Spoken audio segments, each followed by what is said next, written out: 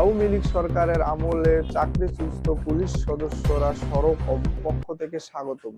প্রিয় দর্শক, ভিডিওটি ভালো লাগলে লাইক এবং সাবস্ক্রাইব করে আপনার মূল্যবান মতামত কমেন্টের মাধ্যমে জানান। আওয়ামী লীগ সরকারের আমলে চাকরিচ্যুত পুলিশ সদস্যরা চাকরিতে পুনর্বহালের দাবিতে সড়ক অবরোধ করেছেন।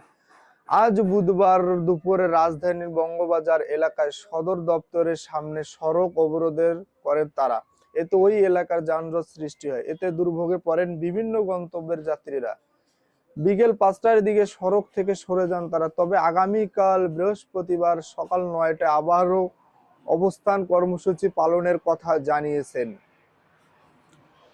পুলিশের রমনা বিভাগের উপকমিশনার মাসুদ আলম। সাংবাদিকদের বলেন, আন্দোলনরত পুলিশ সদস্যদের দাবির বিষয়টি খতিয়ে দেখার জন্য পুলিশ সদর দপ্তরে একটি কমিটি করে দিয়েছেন। সেই কমিটির কাজ করেছেন। বৃহস্পতিবার তাদের একটি বৈঠক করার কথা রয়েছে।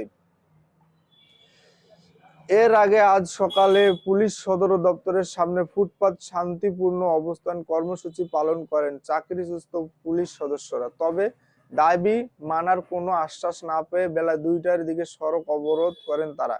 এ সময় তারা স্লোগান দেয়, নতুন স্বাধীন বাংলার বৈষম্যর ঠাঁই নাই, আবু সাইদ মুগ্ধ, শেষ হয়নি যুদ্ধ, আমার পোশাক ফিরিয়ে দে, নইলে বিষ কিনে দে, দাবি মোদের একটাই, নির্বাহী আদেশ চাই ইত্যাদি। ধন্যবাদ।